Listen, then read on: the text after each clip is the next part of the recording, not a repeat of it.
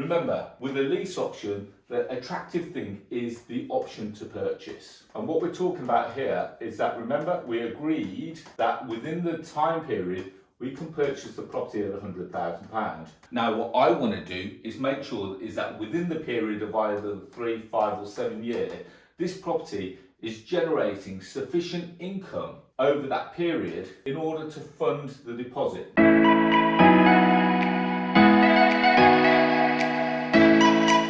Hi guys, it's Arsh, and in today's video I'm going to be giving you a quick 5-minute rundown as to what lease options are and how you can use these in your property as a phenomenal, powerful strategy. Now, before we do that, I need a small favour from you. If you wouldn't mind hitting the subscribe button and the notification bell, every time I release a new video, you get notified of it.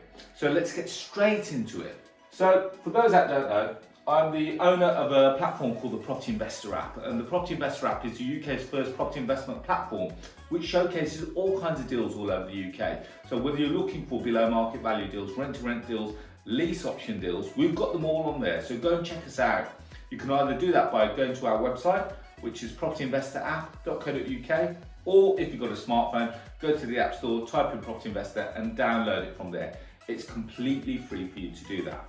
Now let's get straight into it. For those that don't know, lease option is in essence an extension of a rent to rent, but you put the option to purchase in there. And I'm going to break it down for you in a very simple format and manner so that you can go and do this as of tomorrow. So let's just imagine that the owner has got a house and the current market value of it is £100,000. Now, the £100,000, they're looking to sell it, and it could be that they've got a mortgage of approximately, let's say, £90,000 to £95,000. Now, as a property investor, ideally, you would love to purchase this property below market value, because that's what we like to do. We like to try and get something for less than what it's actually worth, so that we can try and add some value in it somehow. As a property investor, if I now want to offer them a below market value deal, unfortunately, they haven't got a sufficient amount of equity in order for me to make it worth my while. But that doesn't mean that we can't still do a deal. Now, go back to my point here, is that if it's worth £100,000 and they've got a mortgage of approximately £95,000 outstanding on it, we can still do something with it. Because what I can do is offer to take the property off them over a period. And again, I've put 3 scenarios here, 3, a 5 or a 7-year term. And the reason why I put 3 terms in there, it's almost like having 3 different scenarios. I then have a look at how we can monetize this as a property deal where it creates a win-win scenario. The reason why, it's got to be a win for the investor, it's got to be a win for the owner, and I'm a big fan of the win-win situations. So what I tend to look at is what's the current single let rate for this property, and let's just imagine that in Wolverhampton you can get, let's say, a 2-bedroom or 3-bedroom terrace house for circa between £400 to £500. So I would offer to pay the owner, well, it could be either just whatever it is that's outstanding on their mortgage or whatever their mortgage payment is, or I could give them equivalent to what the single let rate is in that location. Now, what I tend to do is that I'll then take this over as a lease option. So I will rent the property off them for a period of, let's say, 3, 5 or 7 years. And I will also offer to give them, I will offer them the option to purchase at £100,000. Now, just bear in mind that the £100,000 equals today's value. Now, the reason why I say that is because I want to give them a fair and honest price for their property. So I'm giving them the £100,000, which is today's value, but I'm not buying it today. I'm going to be buying it within either 3, 5 or 7 years. And the reason why I do that is because I want to be able to build some equity into the deal. Now, what I'm going to be doing is that I'm going to be taking this property and hopefully I'm going to be converting it into either a HMO, or I could potentially turn it into a block of flats. So let's call that 1, 2. Let's call this as a HMO, 1, 2, 3, 4. Then you've got the kitchen, then you've got the bathroom, perhaps you've got a living room, whatever it may be. So let's call this HMO, let's call this flats. Now, off the back of this, what I'm trying to do by either of these 2 strategies is generate cash flow. So I want to generate some cash flow out of these properties Now, if I was to run this as a 5-bed HMO, let's just imagine that the average room in here is £400 a month. So on a 4-bed HMO, that's going to generate £1,600 a month. Now take out our bills, so we've got the rent to the landlord, 400. Let's say that we've got £400 worth of bills. So that, on average, let's just imagine that you're self-managing it, it's going to leave us around £800 a month cash flow. Now I appreciate that I'm going quite quickly here. Now as flats, let's just imagine that they rent out for £500 a month each. That's £1,000 a month. Take out your 400 to your landlord, it's going to leave you around 600. So there's different cash flow models. Now remember 800 and 600. Now the reason why, remember I gave you 3 scenarios. What I'm looking at is over a 3-year period, over a 5-year period, and over a 7-year period, and lease options actually can be longer. What you're looking at is that if I was generating £400 a month cash flow, or sorry, we said as a HMO, so as a HMO it would generate 800, as flats it would generate 600. So let's just say at £800 a month, over 3 years, so we have to times that by 36, so let's initially times it by 12. 12 is 9,600, and then you times that by 3 years. So let's say at 9, 18, 27, it's going to leave us about 28,800. Apologies if that is there or thereabouts. My maths isn't great when I'm doing it quite quick. So you do the same again, so you do 800 times that by, again, instead of 36 months, we now do it by 40 months. And then again, we do 800, instead of it being 40 months, we now do it by 7 years. So 7 times 12, 70, 84 months. And we do the calculation, and we do the calculation.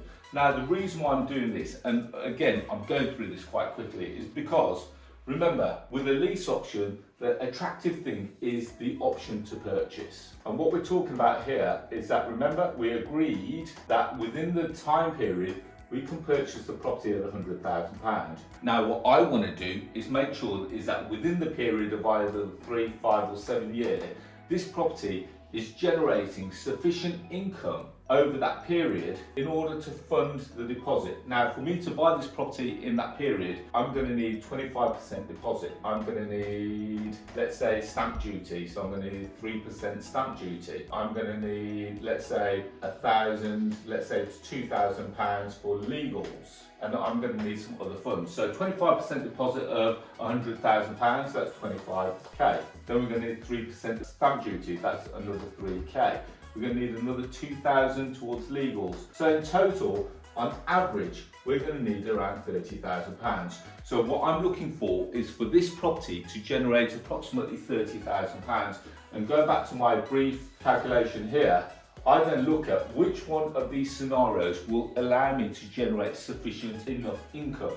Now, based on the 3-year period, it will near enough get us there. We've not factored in anything like voids, bad debt maintenance, so I think 3 years might be a bit tight. We then could potentially look at the 4-year model. We could then look at the 5-year model and have a look at which one of these is going to generate sufficient income for us to get to our end goal of purchasing this property without any of our own money. And this is why lease options is really a powerful strategy. Remember, I'm going through this at quite a pace, and there are a few things that you will need to know in between about the legals, the legalities, the paperwork, who's going to do what. So based on that, I would work roughly on between, for me, to purchase this property at £100,000, I would want roughly around a 4-year term based on the figures that we've used in this video. Now on the back of that, I will go to the vendor, say, guys, okay, we can offer you the full £100,000. I'll try and do it within a 4-year period. Remember, with the lease option, you've got the option, but there is no obligation.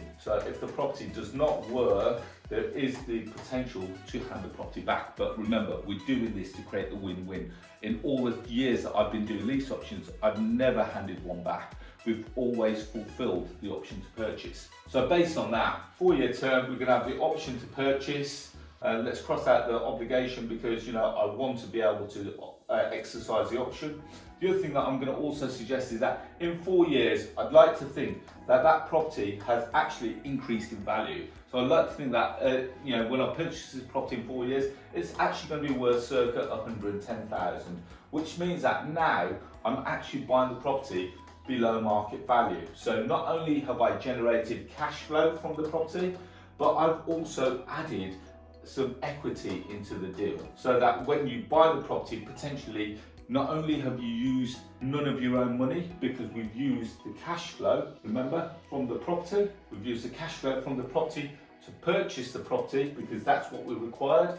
But ultimately, what makes it even better is that we're buying it below market value, which means that we've got equity in the deal, which means that hopefully in 6 months later, so after the 4 years, after you've done your exercise to exercise the option, you can then, after 6 months potentially, so we're talking of 4 years and 6 months, you can then refinance the deal further to get additional equity out of the deal, further equity out of the deal. And my handwriting is getting even worse as we go along, but hopefully you get the gist. So there we have it, guys. That is lease options in a nutshell. Hopefully you've now kind of got the gist of what it's all about, and more importantly, why it's such a powerful strategy. You can acquire property, you can take control of a property with none of your own money, you can generate cash flow from a property that you don't own. More importantly, you can then acquire property that you didn't intend to own initially, and you bought it with none of your own money. More importantly, over that period, you're going to benefit from cash flow, and also you're going to benefit from the additional equity, the increase in equity, the increase in value, and off the back of that, everyone wins. Let's quickly go through the win-win. So let's have a look at win number one. We've got win number two. So win number one is a vendor. They've got full value of the property. Okay, I appreciate that they've got it for full value of today's value, as well as that they're making 4 years of cash flow as well, because you're giving them the full market rent of £400 a month, or whatever that figure may be. Now, win number two is you.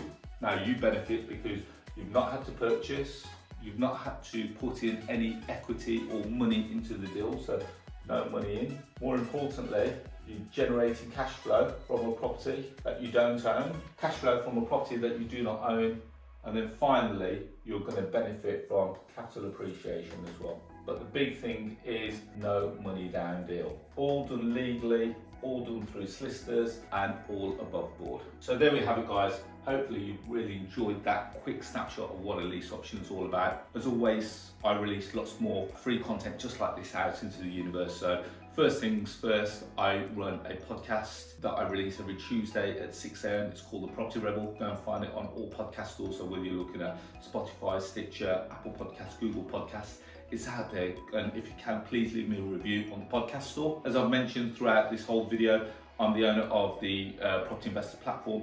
And as you can see, I'm quite strategic with how I do things. And you'll see that loads of deals that we've got on the platform aren't the run of the mill. So you can get involved also by going to our website, which is propertyinvestораpp.co.uk, or you've got a smartphone, go to the App Store, type in Property Investor and download it from there. As well as that, want to connect with me on social media, feel free to do so. Find me on Facebook, LinkedIn, Instagram, Twitter, and Clubhouse, all under the handle of Arsh. So that kind of brings us to a close. If you can, please, if you're still watching, do me a small favour, hit the like button, hit the subscribe button, just to let me know that you're out there, you're listening to me. And then finally, as always, I wish you all to be safe, well and happy. And I look forward to speaking to you all very soon. Take care, thank you, and bye-bye.